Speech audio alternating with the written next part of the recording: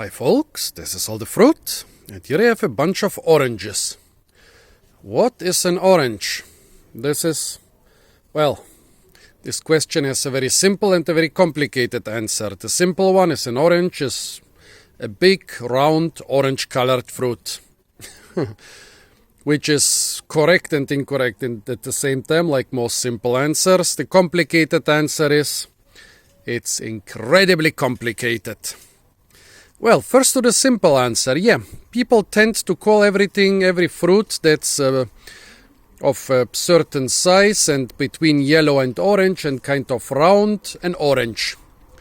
And so a lot of plants which are in the citrus family, but also a lot of plants which have nothing to do with the citrus family are colloquially called oranges. And by the way, the color orange is named after the fruit and not vice versa. Like in ancient Europe, the color orange, the name orange didn't exist. And people would basically say, what we would call dark orange was bright red for them, and what we would call pale orange was dark yellow for them. So much about the simple answer. Now about the complicated one. Let me lean back, because even giving you just a small part of the information will be quite lengthy. Well, there is no wild orange. When people try to sell you wild orange, they are either trying to scam you, or they are referring to feral oranges, which occur even in places like the Caribbean and Central America, which have never had wild orange ancestors. Or they are referring to some other fruit, like maybe Poncirus trifoliata or something else. Well, the orange doesn't exist in the wild, at least not originally. The orange is a hybrid, like most citrus fruit. The orange is a hybrid between pomelo and mandarin orange, or mandarin. Well, but this is where the complicated part starts. You see, the sweet orange, which I have here on the left, seems to be quite a complicated hybrid. It is a hybrid between a female pomelo tree and the male orange mandarin tree. Sounds simple enough, doesn't it? The chloroplast genome comes from the pomelo, so it must be maternal pomelo. However, in the cellular genome, in the core, in the nucleus, there is actually more mandarin than pomelo. Like about 58% mandarin, which strongly suggests that the maternal parent was actually not a pure pomelo, but was a backcross, maybe some first pomelo mandarin or whatever hybrid, which then backcrossed again with the original pomelo, and so the orange, the sweet orange, would be a third generation hybrid already, at least a third generation hybrid. This is nothing unusual in the citrus. We have many generations of hybrids. It gets so complicated that nobody actually knows where most of those citrus fruit come from. Well, the sweet orange is the most cultivated citrus fruit in the world, and the genome has been completely sequenced, and still there are lots of mysteries about it. The sour or bitter orange, which is here on the right, is also a mandarin orange / pomelo hybrid. However, it seems to be a hybrid between the original wild species. It might even have originated in the wild. It's being speculated and been found by some ancient people. We don't even know where those things originated. Somewhere in India, Southeast Asia, China, more or less, which is a gigantic area. It's a gigantic area of the world, and actually more than half of the world's population live in this area, which is supposed to be the area of origin for the oranges. It doesn't get more simple by the fact that they originated a very long time ago. The oranges originated a very long time ago. The bitter orange, probably about 4,000 years ago, and the sweet orange also at some time BC. Here I have a bitter orange. And here I have a sweet orange, a navel orange. It's called navel because it has this navel where there is actually a smaller fruit hidden inside the bigger fruit. Here you can see another one. Well, what's the big difference between sweet and bitter orange? Well, it's quite simple. The sweet one is sweet, although it can be very sour sometimes. The bitter orange is sour, not really bitter, and it's very rarely sweet.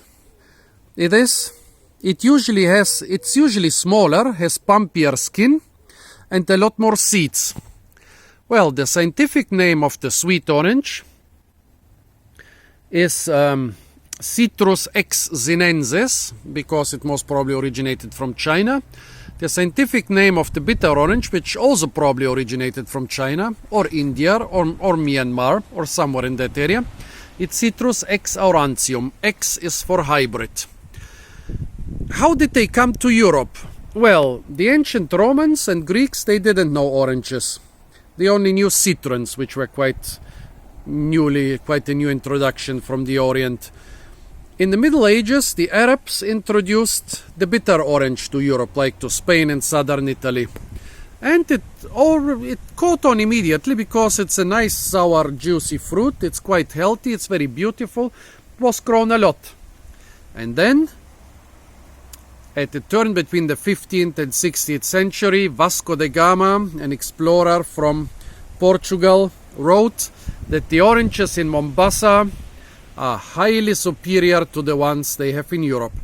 He brought back the highly superior oranges, which were the sweet orange. Well, because of the origin of the bitter orange from the Arabs, it's often called Sevilla orange. Sevilla was a capital of the Arabs in Spain, while the sweet orange is sometimes referred in some languages as Portuguese orange. Well, what do people do nowadays with them? Well, the sweet orange is mostly being used for its juice, because it's very juicy, and the juice is very sweet, very sour, very aromatic, and very healthy. It's also used to be eaten out of hand, but mostly nowadays mandarins are eaten out of hand. Well, oranges are usually made into juice. Of course, you can also use the skin of the orange for citronate and for citrus flavors if it hasn't been treated with too much poison.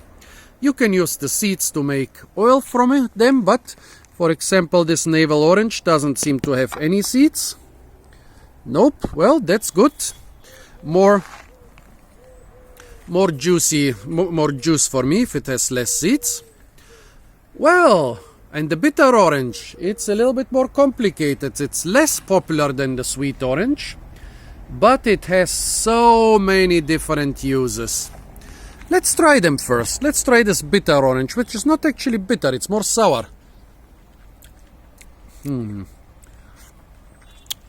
Yeah, it's basically as sour as a lemon, but with an orange taste. Now this navel orange, which is especially being marketed as juice orange here. Well, this one is more dry, maybe a bit overripe or underwatered. Not as juicy as this one. A lot less sour, but also quite, a bit sweet, a bit sour, a bit juicy. Well, this is very sour and very juicy. Well, what is this used for? For so many things. Of course, you can use the juice. You can also blend the whole thing, like my host here in Gran Canaria does, and use it to make sauces. Bright colored sauces with a nice orangish yellowish color. For example, his bechamel sauce with orange is really good. Well, so you can use the juice, you can use the skin, the bark for sauces and stuff. You can use the wood. The wood is used, for example, for bats in Cuba and other places.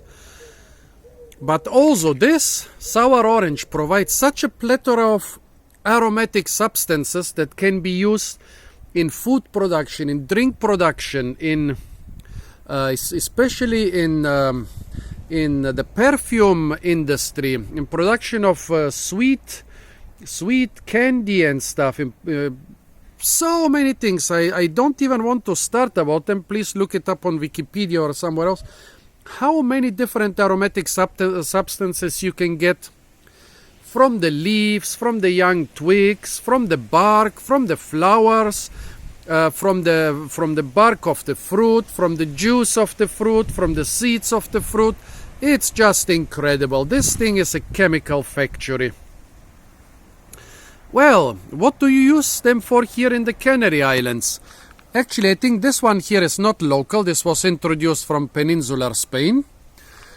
At least it wasn't grown in Brazil, which is the biggest producer of oranges worldwide. Spain still manages to have quite a sizable orange production. This one is local. What is it used for? Well, my host told me the most interesting part are the big seeds. Why? Well, it has a lot of big seeds. You can sow it easily and it will grow. Yeah, but then you will have bitter oranges, which are not bitter but sour, as we established. I don't know why they call it bitter orange. Yeah, and then you will have all those bitter/sour orange trees. And you can chop off the top of those trees and graft them with sweet oranges, which, as you can see, often have no seeds or a few seeds and are more susceptible to diseases and bad weather and so on.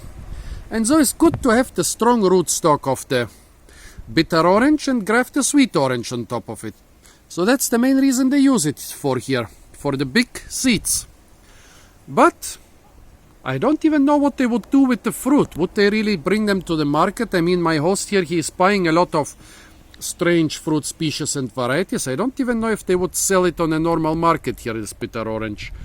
When you're in the Mediterranean, you will see the bitter orange a lot as a street, as a roadside tree in cities. Why?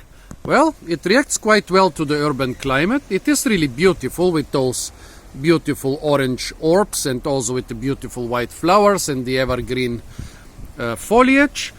Yeah, it is more frost hardy than the sweet orange, so it can be used like in northern Italy or northern Spain as a roadside, as a street tree in cities. You don't need to spray it, like the sweet orange is quite susceptible to pests and diseases. The bitter orange doesn't care. And often those street trees are used or have been used for other things. For example, in Malta, they use the bitter orange to make kini, and they actually collect the fruit from city streets and from parks and from the moats of fortresses where it grows, and make kini, which is a type of spicy lemonade, similar to the Austrian Almdudler. Also, the Italians produce Italian cola out of it. So yeah, despite the fact that this is much tastier and much more famous and much more widely grown, this thing here still has such an incredible number of uses. Like 20 years ago I wondered, why does this still exist when there is the sweet orange? But there's so many things, so many fields in which the bitter or sour orange excels that I don't think that it's gonna be replaced very soon. And anyway, now I'm gonna have a juice made from sweet and bitter orange. I think it's gonna be a nice combination with the sourness of the bitter orange and the sourness and sweetness of the sweet orange. This was quite a short and confusing history of oranges. Stay tuned for a lot more fruit videos from the beautiful and sometimes storm-ridden island of Gran Canaria. And don't forget to like, share, comment and subscribe.